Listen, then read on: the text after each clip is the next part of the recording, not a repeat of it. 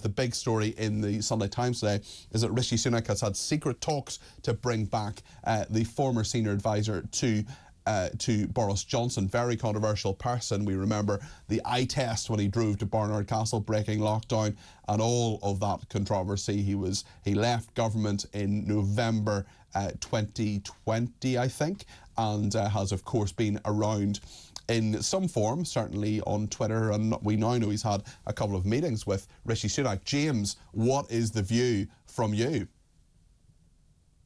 Well, I think it really shows just how all over the place Rishi Sunak's been in terms of strategy, really, which is that he consulted Dominic Cummings, as we understand it, according to Dominic Cummings' account, in December 2022. He then went back to him in July 2023, 7 months later. I don't think Dominic Cummings was saying anything that he wasn't putting in his Substacks, tweeting, etc. And I think that it really does give an insight into, I think, perhaps how the Sunak's number 10 team has been trying to reboot the operation, try and have a reset, an overhaul, tried a lot of different things over the past 6 months at the end of 2023, and none of that has seemed to work. The other point I'd make is that obviously this news today coming out is going to annoy friends of Boris Johnson, supporters like Nadine Dorries. It's also going to annoy people within the mainstream of the Tory party, rather put out by Dominic Cummings' way of operating. Obviously, it isn't going to go and work for Rishi Sunak, so I think that there's always that to kind of discount it against. But I think that it does raise questions about the kind of advice which Sunak's team is seeking out.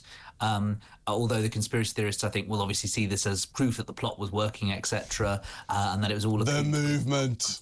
Exactly, yeah. But I think also the fact that this was 4 months after, I think, Dominic Cummings had tweeted that he wanted to salt the earth of the Conservative Party and sort of finish them off, and worst defeats since 1832, etc., does raise, I think, some questions among Tory MPs about perhaps who Rishi Sunak's been listening to. And they hate him. I mean, the Conservative MPs really hate him because there has been so much contempt for them, James, hasn't there?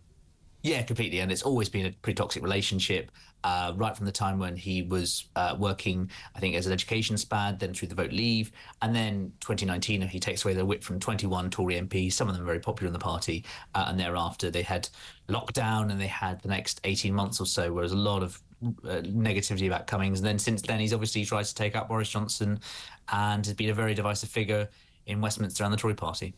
There's no suggestion, Andy Williams, that Dominic Cummings is coming back, but certainly those conversations have been had, and there were denials from Downing Street that Dominic Cummings was involved in talks. Maybe the people who were denying that didn't know what was going on. Maybe this was kept very, very tight in the way that the David Cameron thing was kept very tight. Someone very senior in Downing Street told me about the David Cameron aspect and said, how do you keep a secret in Westminster? You don't tell people. So maybe this was just not known by various people. So, I mean, as someone who is perhaps not entirely sympathetic to the government, Andy, I think you wouldn't mind me describing it in such a way. No. What are your thoughts in regard to Dominic Cummings and these secret talks that Rishi Sunak has been having with him? Well, I think to James's point, what this demonstrates is a growing sense of panic in number 10, because 2023 the strategy was project competence, right? So we've got these 5 priorities, and Rishi Sunak is saying we're going to deliver on the people's priorities,